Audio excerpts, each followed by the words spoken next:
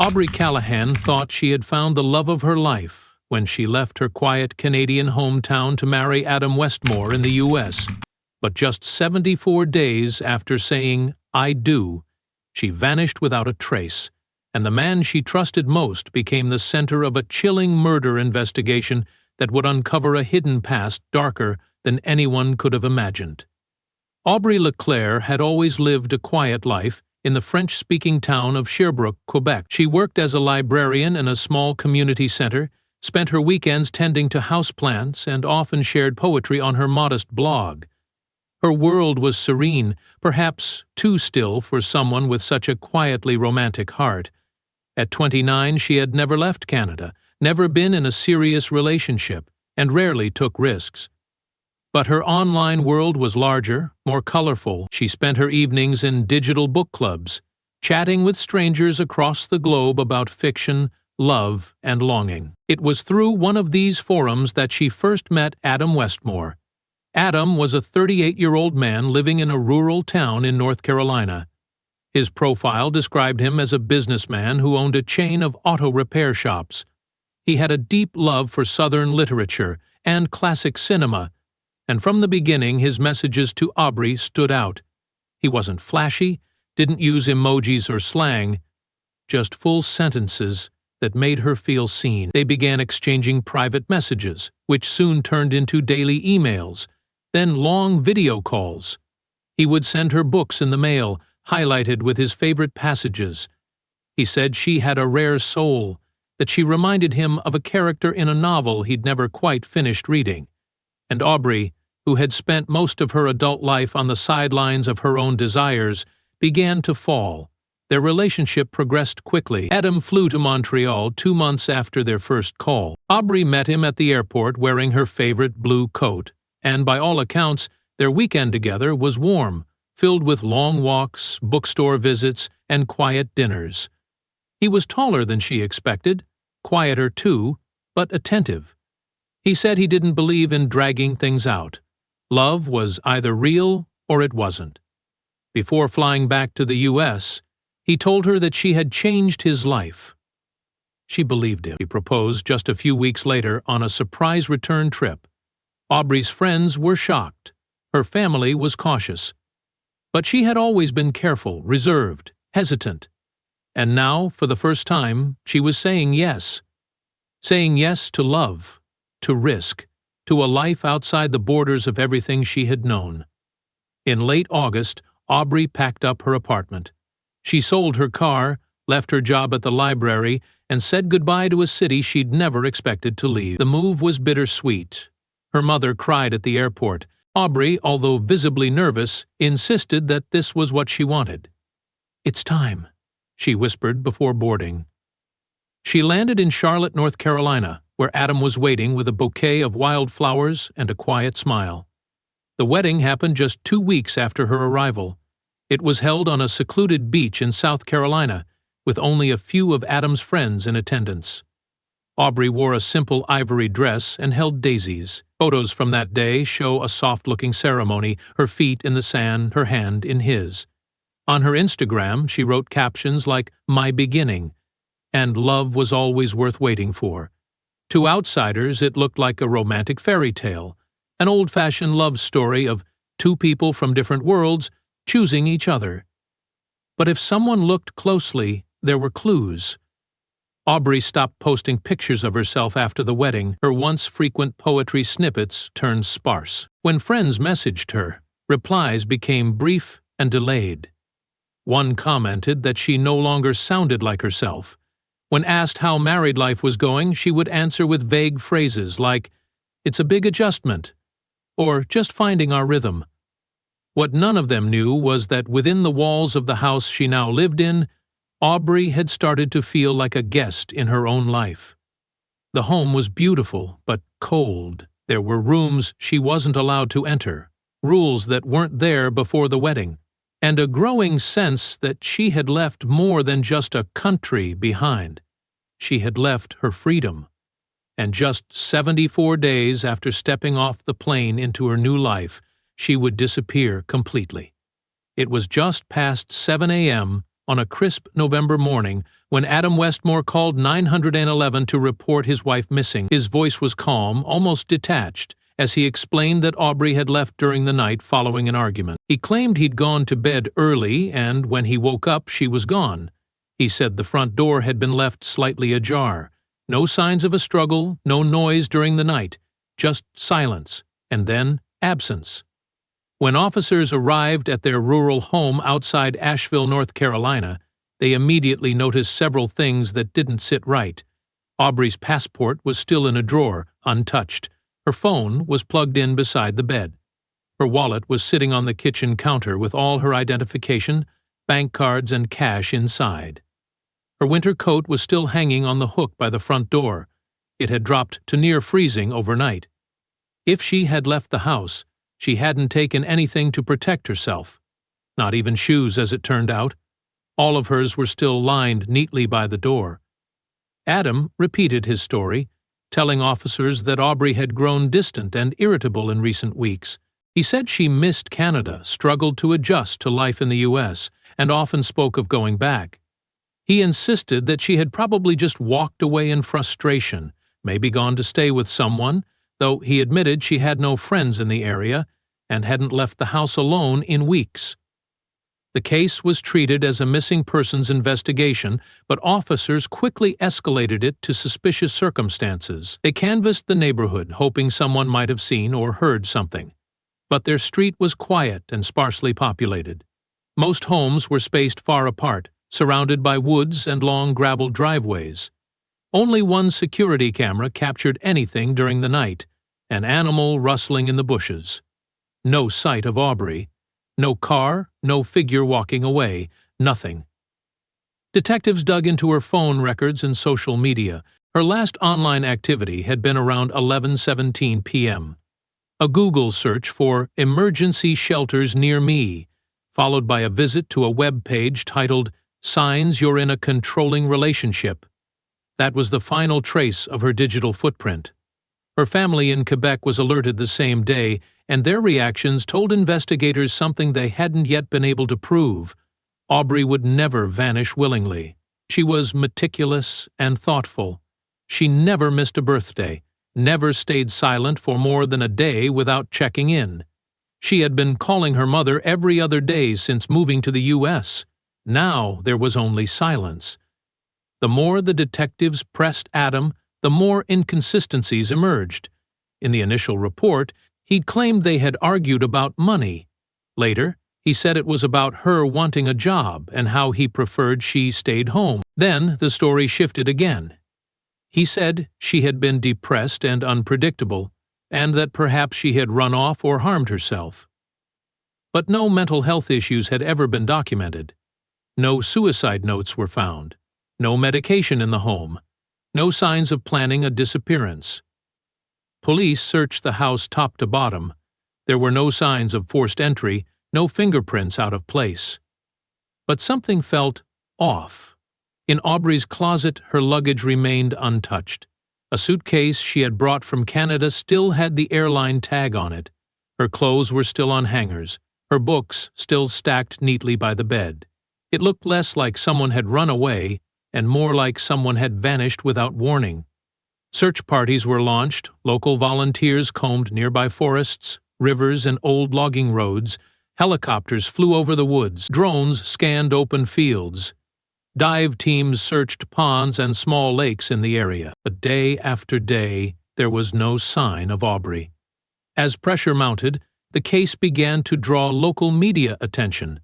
The phrase, 74 days after marriage, started appearing in headlines, and whispers began circulating in town about the quiet man with the missing wife. Still, without a body or a confession, there were no arrests, only mounting suspicion and the growing unbearable weight of a woman's absence that could not be explained by reason nor erased by time. A week after Aubrey's disappearance, the case took a strange turn. As public attention grew, an anonymous tip came into the sheriff's office. The voice on the other end was distorted through a voice modulator, but the message was clear. "He's done this before. Look into the ex-wife, the one no one talks about." Then the line went dead. Detectives immediately began pulling every record they could find on Adam Westmore. His clean-cut appearance and small business owner persona had made him appear straightforward at first, but a deeper investigation revealed layers of his life that had been carefully obscured. Public records showed a prior marriage to a woman named Clarissa Hale nearly a decade earlier. The two had lived in Florida, where Clarissa had worked as a nurse. The marriage lasted just over a year before ending abruptly. What raised flags wasn't just the brevity, it was the fact that Clarissa had also vanished from public life shortly after the divorce. Clarissa was never reported missing. No official investigation had ever been launched. But her family hadn't heard from her in years and had assumed she had moved away and cut ties. When detectives contacted her younger sister, they were stunned by what they heard. Clarissa had told her family she feared for her life toward the end of her marriage. She spoke about Adam's volatile moods, his need for total control, and his disturbing behavior behind closed doors. She had confided in her sister that she was planning to disappear and start fresh under a new name. Then, she simply stopped responding to texts and calls. No one had followed up. The police had never been involved. It was as though she had never existed. Detectives began to suspect a pattern. They dug further into Adam's history and discovered he had moved from state to state over the years, always within small, remote towns. Each time, he would open a new auto repair business, sometimes under slightly altered names. In every location, he stayed just long enough to establish roots, then would quietly leave and resurface somewhere else with a clean slate. No criminal charges, no lawsuits, no public complaints. He was always just below the radar. Back in North Carolina, investigators searched Adam's property again, this time with cadaver dogs. A dog alerted near the edge of the woods behind the house, close to a shed that hadn't been inspected thoroughly during the first visit. The shed had been locked with a heavy padlock, and Adam had initially claimed it was only for tools and old equipment. This time, when they opened it, they found more than tools. Inside, they discovered a set of women's clothing, not Aubrey's style, older, faded, and marked with sun damage. Beneath a false floor panel, they found a box filled with personal items, 2 sets of jewelry, a photo album containing pictures of Clarissa, and most chillingly, a journal. The handwriting matched Clarissa's records from her old nursing files. The last entry was dated August 11, 2013. It described feeling trapped, followed, and erased, and included a line that read, "If something happens to me, he did it." This discovery opened an entirely new path in the investigation. Though no bodies had been found, the circumstantial evidence began to pile up in both cases. The sheriff's office declared Adam a person of interest not only in Aubrey's disappearance, but also in the presumed death of Clarissa Hale. Search warrants were extended to his business properties. At one close-down shop in Tennessee, where Adam had operated briefly years earlier, investigators found traces of what they believed to be blood beneath newly installed floorboards. DNA testing was launched, but results would take weeks. Aubrey's family was notified of the findings. They had been holding out hope that perhaps she had fled and would reappear, but now they were forced to confront the possibility that she had never left that house alive. The investigation had transformed from a missing persons case into a hunt for a likely killer, one who may have perfected the art of disappearing the women who got too close. And behind his quiet eyes, there now loomed the shadow of not one, but possibly 2 untold tragedies. By the 3rd week of the investigation into Adam Westmore, the momentum had shifted entirely. What had once been a hopeful search for a missing woman had now darkened into a grim pursuit of justice. Forensic evidence from Adam's old repair shop in Tennessee came back from the lab. Blood found beneath the floorboards was confirmed to be a match for Clarissa Hale. Though it wasn't enough to press murder charges without a body, the discovery allowed authorities to officially reclassify her as a probable homicide victim. Her name was added to the National Database of Unsolved Crimes, and investigators reopened the dormant file from 2013 that had previously been closed without any inquiry. Back in North Carolina, detectives intensified their efforts. They re-examined every inch of Adam's property. Soil samples taken from disturbed areas near the shed revealed elevated levels of cadaverine and putrescine, compounds released by decomposing human tissue. Specialists with ground-penetrating radar were brought in. One area near a grove of pines lit up on their scan. It was an unassuming patch of ground, slightly sunken and covered in old leaves. When the team started to dig, they discovered what they had feared: human remains, buried in a shallow grave, wrapped in a heavy plastic tarp weighed down by stones. The decomposition made identification difficult, but investigators recovered several items buried with the body. Rings, a necklace, and scraps of clothing. Aubrey's mother confirmed that the jewelry had belonged to her daughter. DNA testing later provided confirmation. The remains were, without doubt, Aubrey Callahan Westmore.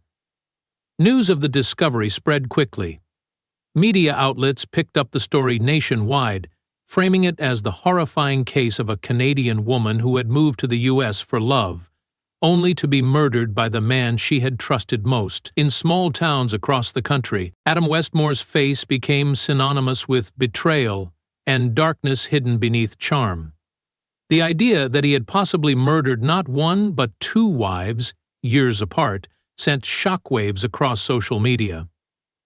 Online sleuths began combing through forums, missing persons registries, and news archives, looking for other women who had crossed paths with Adam over the years.